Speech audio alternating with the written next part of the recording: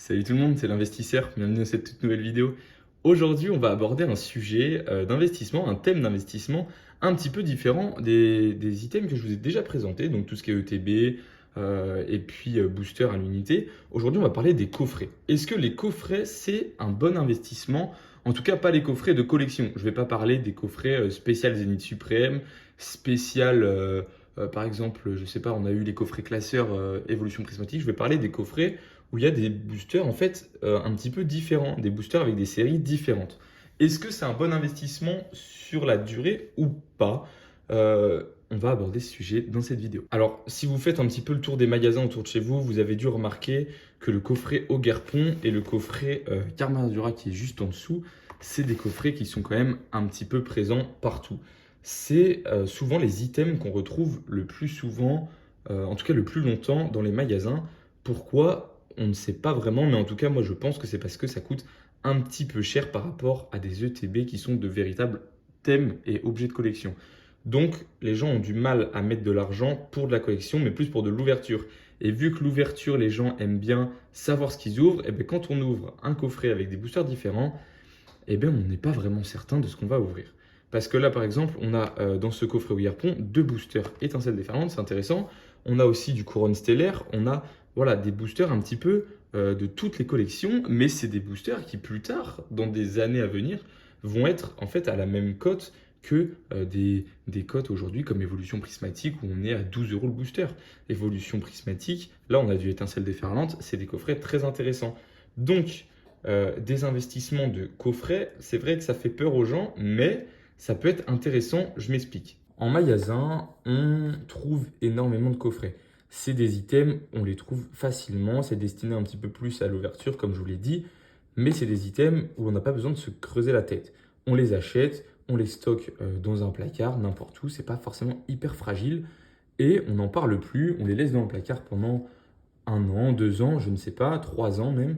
Ça va vraiment être des investissements long terme. On a l'ETB. L'ETB, ça a tendance à vite monter, vite exploser en prix parce que, en fait, c'est très peu de réimpression, l'ETB, comme vous le savez. Les coffrets, un peu moins. Il y a quand même un peu plus de stock, donc ça a plus de mal à monter. Mais une fois que ça monte, c'est très sympa parce qu'en fait, on a tendance à les oublier, ces investissements. C'est des coffrets, en fait, ça peut vite monter très très haut parce que les gens les ont tellement ouverts qu'ils n'ont pas pensé à l'investissement. Donc, acheter des coffrets de temps en temps, ça fait pas de mal. Je m'explique dans le sens où, en fait, ça peut prendre plus de valeur que certains items, que certains bundles, parce qu'on a une variété de boosters. C'est en fait un petit peu à comparatif comme en bourse où tu vas acheter, je ne sais pas, 10 actions différentes pour diversifier ton portefeuille. Au lieu d'en acheter 10 différentes, tu vas acheter un ETF, pour ceux qui s'y connaissent un petit peu. Et bien là, c'est pareil. Au lieu d'acheter une ETB où tu vas peut-être finalement pas réaliser tant que ça de bénéfices, tu achètes un coffret avec des boosters différents. Donc tu as plus de chances de retomber, de tomber sur une série qui va exploser. Et du coup, ça te permet d'être plus serein dans ton investissement, de se dire que au pire, si cette série n'explose pas, on a toujours étincelle déferlante, on a du couronne stellaire, on a peut-être, j'arrive pas bien à distinguer les autres boosters qui sont tout au fond, mais voilà, on a d'autres boosters et c'est intéressant. Donc maintenant, je vous dis pas d'investir sur Karmadura qui est juste là ou au Dierpont, mais regardez un petit peu les coffrets qu'il y a dans vos magasins et il y en a des sympas. Au Guerpont, je pense que c'est un bon compromis. Le étincelle déferlante, on sait que dans des années à venir, ça va exploser. Au Guerpont, c'est un Pokémon qui a du mal en France, mais dans les autres pays, notamment Japon, je crois, c'est quand même un Pokémon qui a été bien, qui est bien dans la culture Pokémon. Donc voilà, je me dis peut-être que le vent va tourner également en France et qu'on va commencer à, apprécier ce Pokémon. Mais voilà, on ne sait pas encore, si ce coffret sera le futur meilleur investissement que j'ai fait de ma vie, mais on verra. Et c'est ça aussi l'investissement Pokémon, c'est se diversifier. Si on achète que des ETB, que des boosters, c'est un petit peu se simplifier les choses. Moi j'aime bien, je ne sais pas ce que vous en pensez, tenter des trucs. Si on tente pas, on va dire derrière, ah j'aurais peut-être dû, on va aller regarder les coffrets, on va se dire, ah là là, ça a bien augmenté d'un coup, j'aurais peut-être dû. j'ai pas eu le nez. Et voilà, c'est aussi ça l'investissement, c'est se diversifier, c'est prendre des risques. Parce qu'un coffret, finalement, c'est un risque. Aujourd'hui, les coffrets comme ça, c'est en magasin plus cher qu'à la revente.